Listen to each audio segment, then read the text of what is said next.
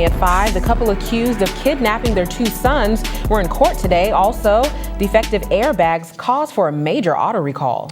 Plus, two men accused of beating a San Francisco Giants fan also appeared in court. And the weather started off hot and sunny, but now it's turned rainy and muggy. We'll tell you for how long. Your News 20 at 5 starts right now.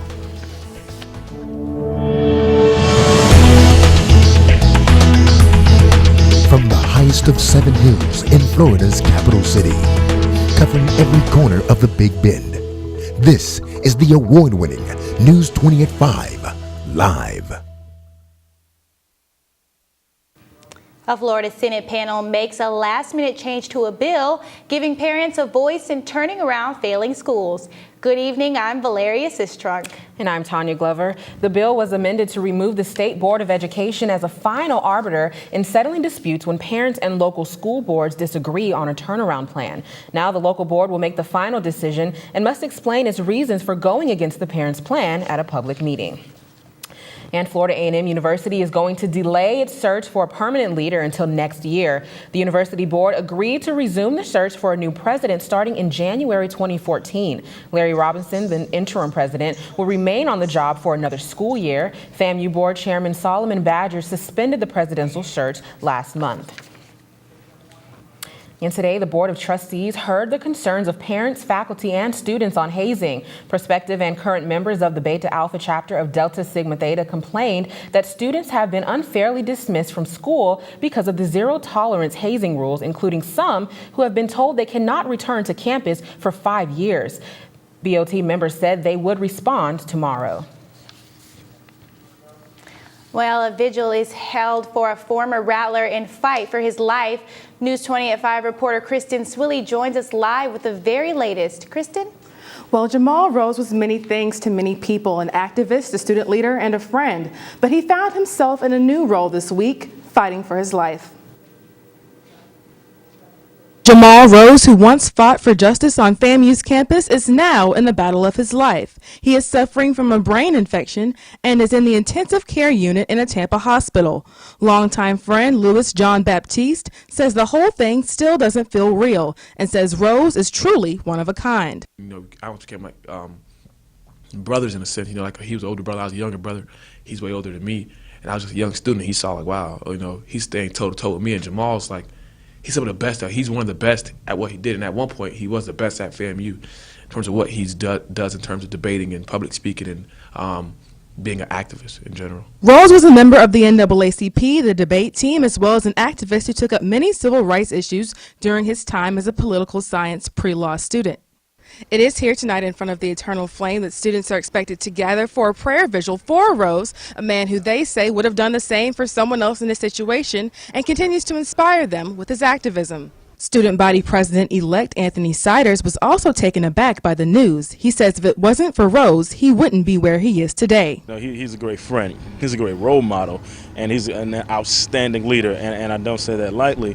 And so, you know, when you look at someone of his caliber, immediately when I found out about it, I was very stricken by the news because it seemed as if it happened so abruptly. And there were no signs, there weren't any warnings, it just seemed as if it happened. Though Rose's condition looks bleak, those close to him are confident his fighting spirit will prevail. So the Eli's trying to take Jamal. It's not going to happen. He's going to get better. I'm quite sure of it. He'll get better. We'll see him here in 6 months. At least 6 months, he'll be back here marching up the hill with us, fighting for something different. That's Jamal Rose. The Office of Student Activity says the vigil is scheduled for tonight at 7. Live in the studio, I'm Kristen Swilley for News 20 at 5. Thanks, Kristen. Well, have you been the target of profanity dished out by your boss? You're not alone. It seems foul language is becoming more common in today's workplace from employers to employees. News 20 at 5 reporter Misha Compier takes a closer look. There was an incident that happened and they didn't like the way that I handled it. So they came in and they went crazy on me, started cussing me out in front of all the crew, in front of all the other customers that were in the store. Made me feel real small. I was like, felt this big. Profanity in the workplace.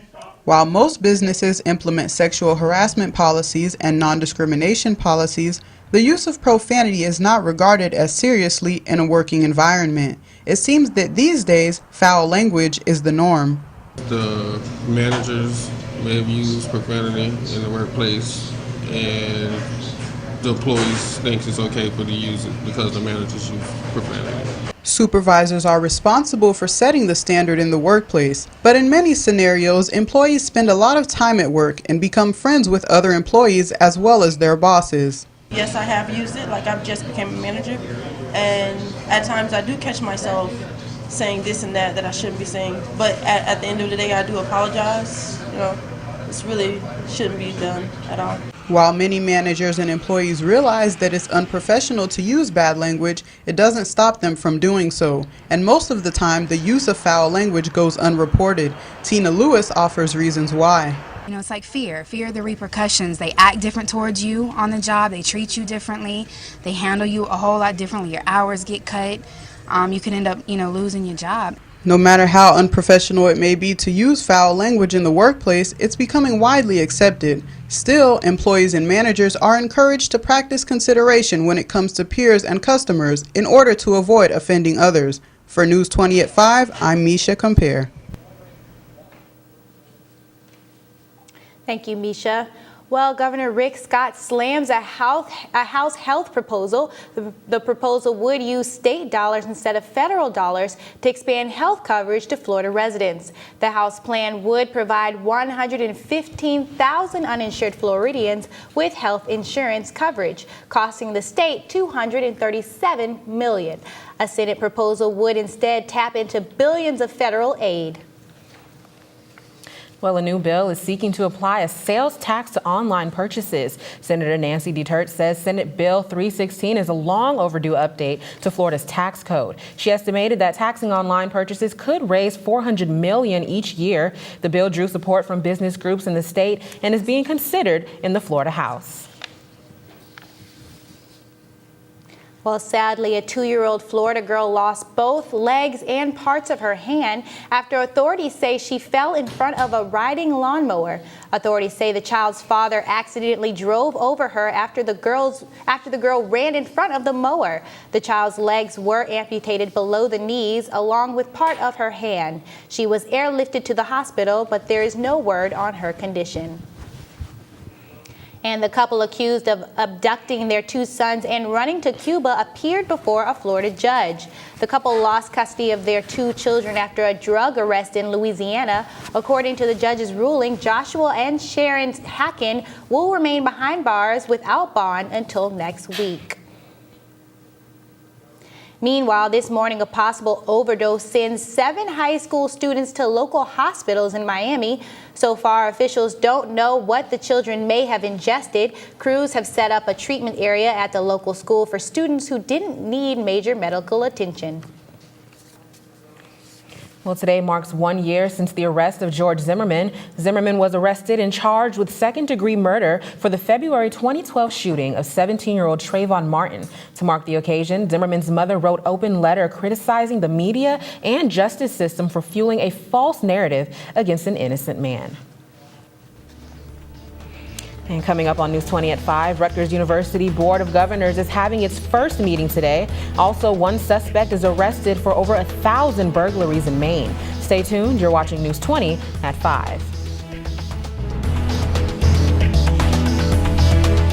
But at least Saturday's looking good, and it is a big weekend in sports for the Rattlers and the Seminoles. So coming up, I'll tell you how the Miami Heat set a new franchise record, and a sports fan may get justice after a brutal beating. We'll have that and more next in sports.